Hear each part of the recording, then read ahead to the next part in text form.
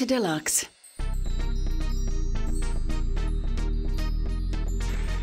The world of young and overindulged celebrities is one that many of us can only dream about experiencing. It's a luxurious whirlwind of parties, events and paparazzi. Many are tempted by their heady lifestyle, but struggle hard against the intense pressures of the fame game, while others find the inner calm to glide over the top of all the crazy excesses of the celebrity lifestyle. This is life in the dreamland of superstardom. When your dad is one of the most famous property developers in the most famous city on earth, a man who's loved and loathed in equal measure by the rest of the world, then you've got a lot to live up to. But Ivanka Trump hasn't let her lineage stop her from enjoying life to the fullest. Following in the footsteps of her legendary father Donald Trump and his father before him, Ivanka has begun to carve out a career for herself in property development, continuing the family tradition. These days, Ivanka is busy dividing her time between being a businesswoman, socialite and fashion model. She's currently the Vice President of Real Estate Development and Acquisitions at the Trump Organization.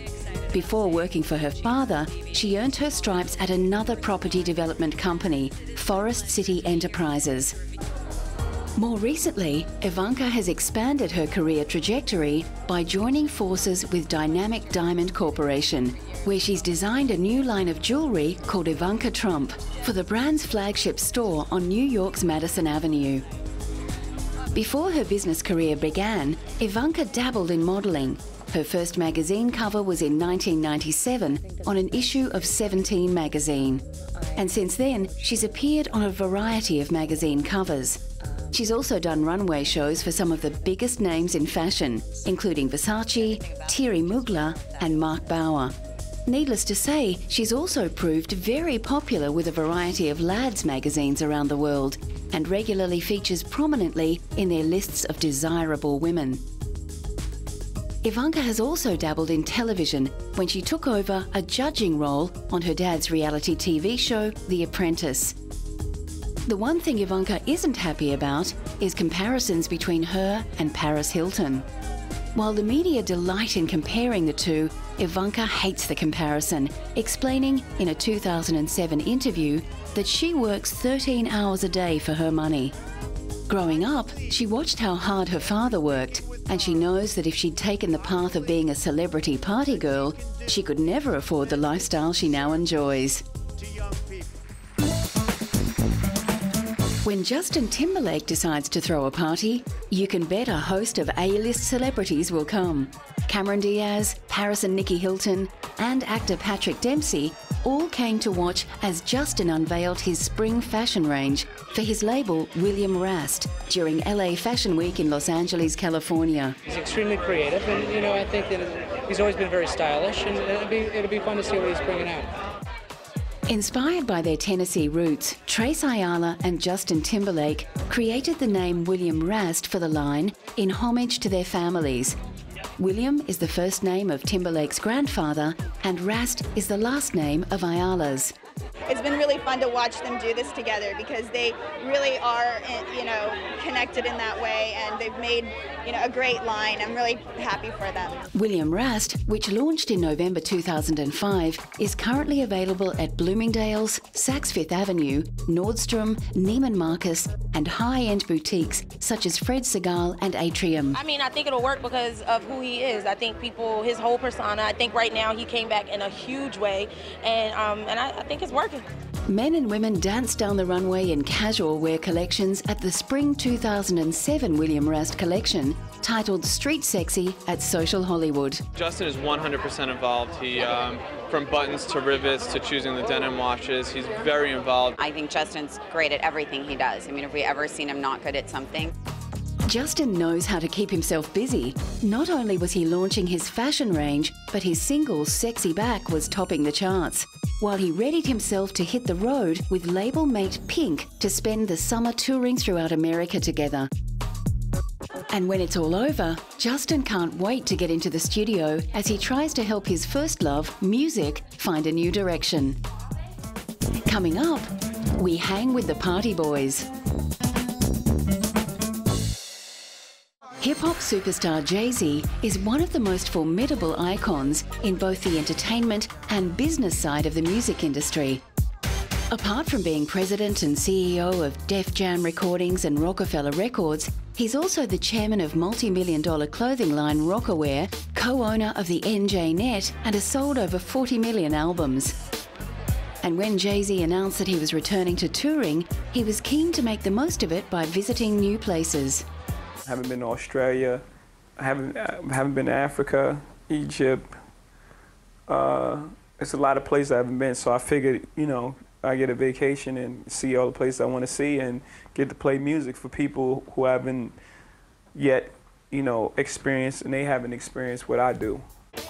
As well as his highly successful career as a rapper and music mogul, Jay-Z was also lucky enough to marry Beyoncé in 2008 in a mystery marriage ceremony at his New York luxury apartment that caught the local press by surprise.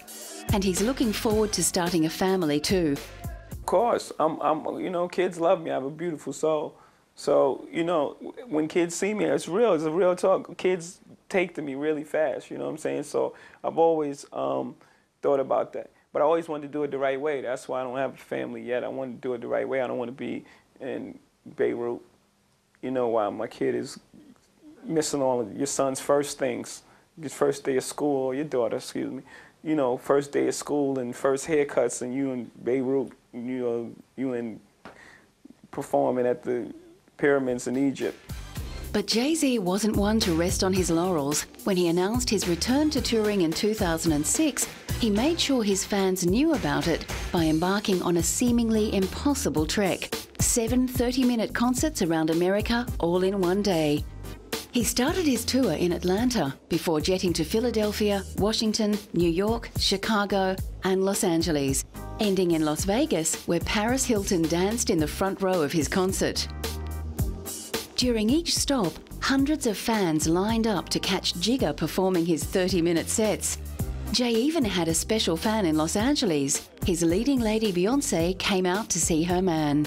After his marathon touring effort, it was off to South Africa for Jay-Z, so that he could help highlight the worldwide water crisis.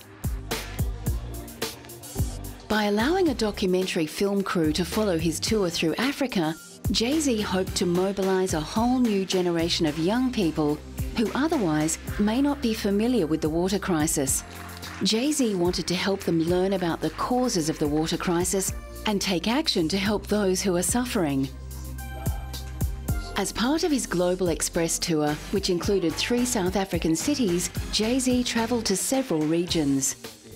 It shouldn't take for the cameras to come on for people to start building wells and things like that. This is just something that's been done just out of, you know, necessity.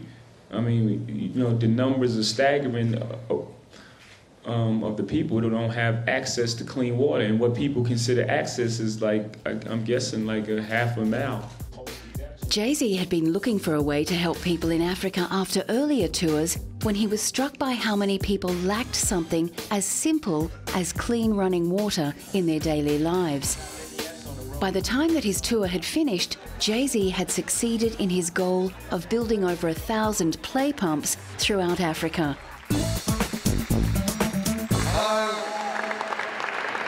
I'm very famous.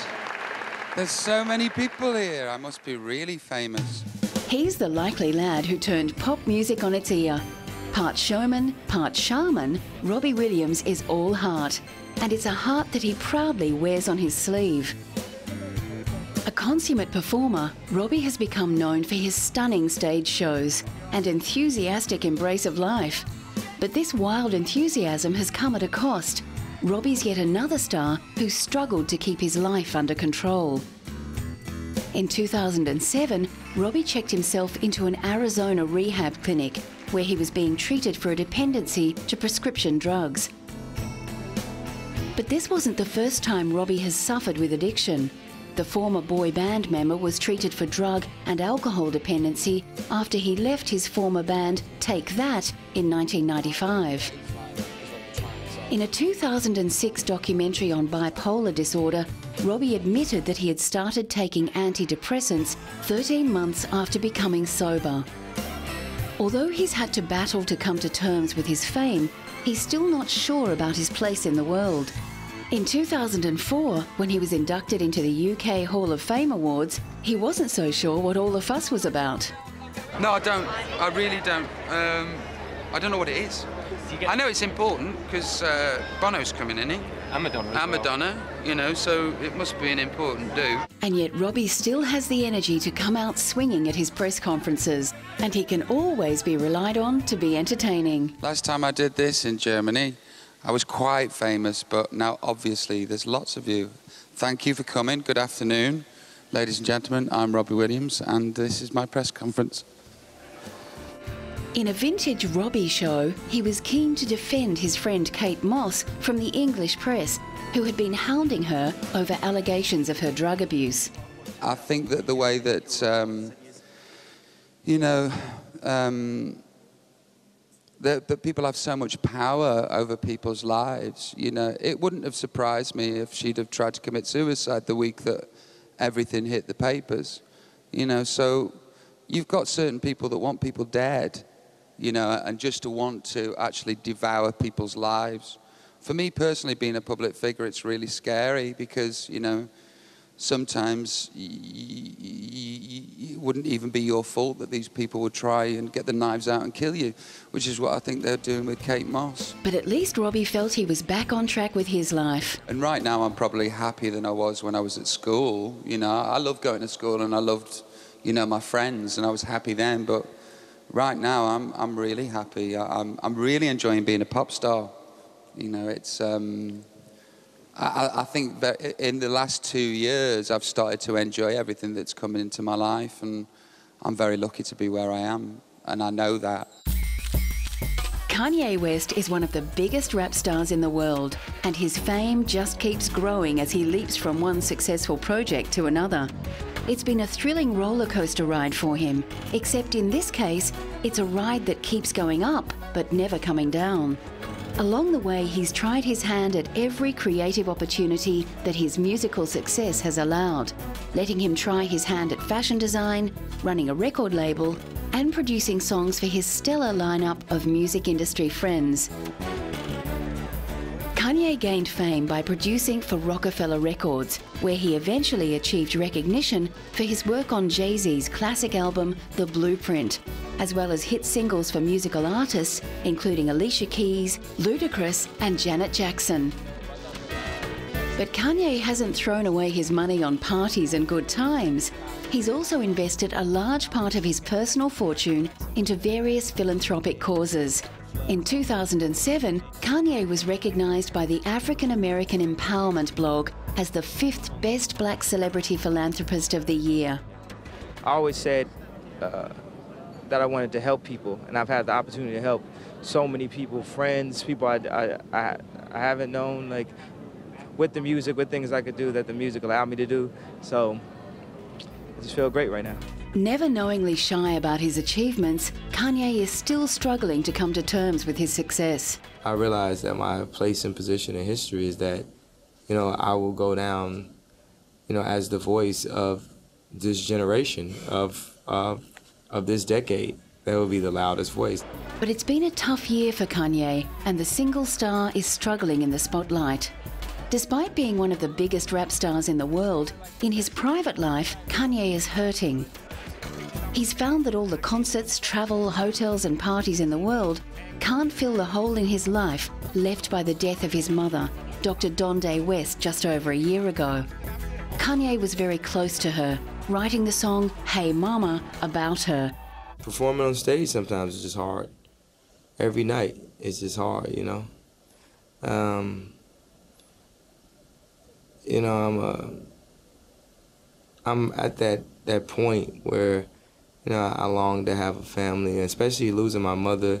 I just really wish that I had like the type of woman that would have supported me through a situation like that, you know, and been very selfless.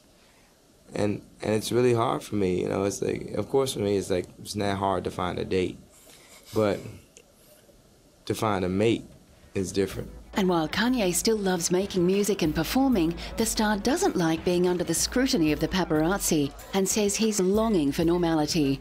really accepting that it's one thing to say that you want to do it, and it's another thing to really end up being like Michael Jordan and then be under scrutiny and paparazzi and, you know, just long for just normality. Like, you know, some days you just really want to be normal and stuff, and I'm just going through balancing that. And his success in music and business has definitely opened up creative opportunities for him, allowing him the rare privilege of being able to do whatever he wants to do.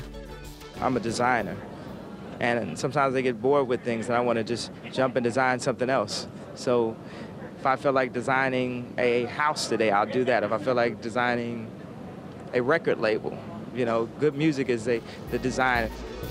But that won't be happening anytime soon.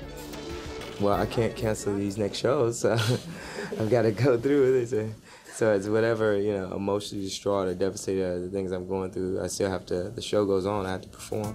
Coming up, we hook up with the Hollywood Party Girls.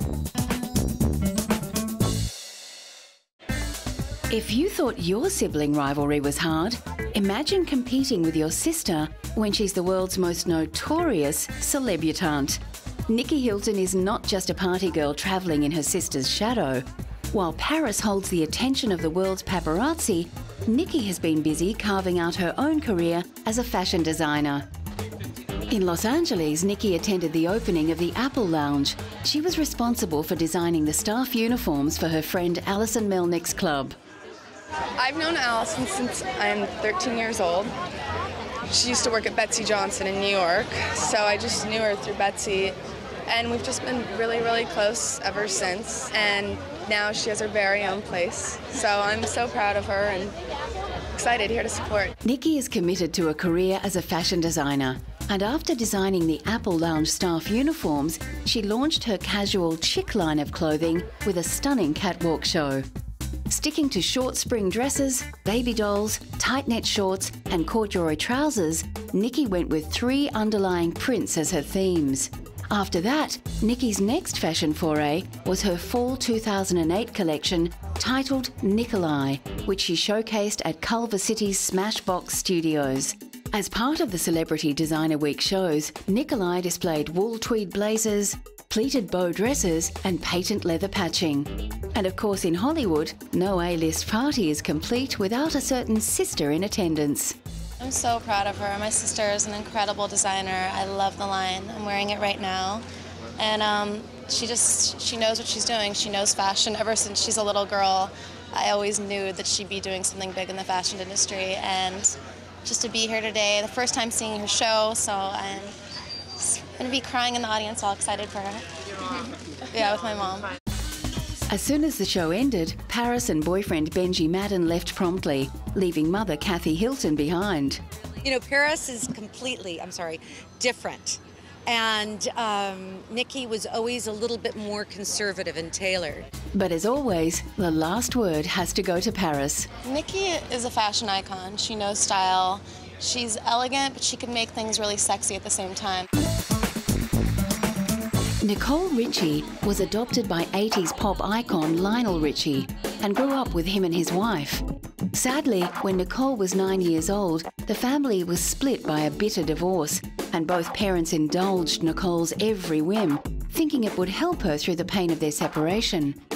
In an interview with Vanity Fair magazine, Nicole spoke of her parents' divorce, noting that their way of making me happy was to say yes to everything I wanted. But I don't think a little girl should have that much freedom. Nicole Richie shot into the celebrity spotlight as the best friend of notorious party girl Paris Hilton.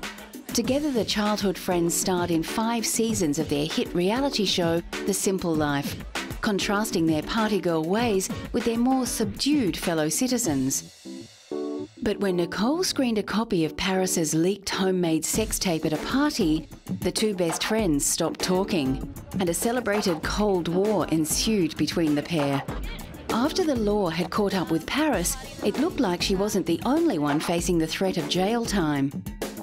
Nicole had been caught out on her own drink driving charges, and she didn't want to be reunited with her former best friend behind bars. But how did she feel about the prospect of going to jail?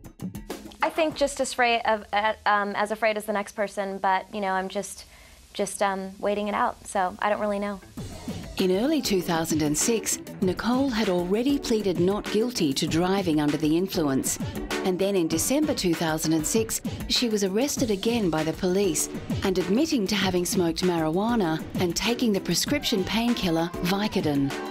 Because of a prior drink driving conviction in June 2003, under California law, Richie faced mandatory jail time from 90 days to a year if convicted of a second drink driving offence within 10 years. Eventually, the law did catch up with Nicole, and on the 23rd of August 2007, she was taken into custody at a women's jail in Linwood, California. But Nicole was released from jail after serving exactly 82 minutes of a 4-day sentence for driving under the influence of drugs. Despite all of her well-publicised partying excesses, Nicole doesn't think that she really deserves to be seen as a bad girl. I mean, I try not to think about that because it's not real, and you know, I know that what my life really is that I'm a normal 25-year-old girl that has great friends around me and a great family around me, and I don't really think I'm that different from anyone else. And after all that excitement, Nicole was understandably a little media shy and didn't want to comment about any rumours in the press. I don't address rumors anymore because there's so many, and if I answer one, I'm going to have to answer 100, so I don't address rumors anymore. Lindsay Lohan began her career as a child model, appearing in various magazine advertisements and television commercials, and quickly rose to fame as a teenage superstar, specialising in wholesome family films. Lindsay proved to be just as popular in the press as she was in films, and she was regularly voted into the top 100 lists of hot young celebrities by various magazines. FHM readers even placed her at number 10 on their list of 100 sexiest women, while in 2007, Lindsay topped Maxim magazine's Hot 100. Lindsay has also dabbled in the worlds of fashion and business through setting up her own brand development firm called Stay Gold, which is focused on developing budget-conscious lines of leggings, makeup and accessories. But somewhere along the line, Lindsay's career succumbed to the pressures of many young Hollywood stars, and soon she was in the papers for all the wrong reasons. As her personal life spiraled out of control, you could safely bet that there was a camera there to record it. I don't know if it's about being treated fairly in the press at all. I think you just have to, you know, you put yourself in this position and you put yourself out there. Therefore, people are going to say what they want to say, and everyone's going to have an opinion, and that's fine. But Lindsay was able to turn her life around when she hooked up with DJ Samantha Ronson. Sam managed to bring some much-needed stability to Lindsay's life, helping Lindsay to counter the enormous pressures of the Hollywood star machine. Sadly for Lindsay and Sam, their relationship was short-lived, but it gave Lindsay a chance to get back on her feet and overcome her personal demons. Lindsay is now busy rebuilding her career and has taken on a number of lucrative modelling jobs, and has been chosen as the face for several fashion labels, including the Italian clothing company Fornarina for its Spring-Summer 2009 campaign. With all the turbulence of living life in the celebrity spotlight, it's reassuring to know that these stars can survive and thrive.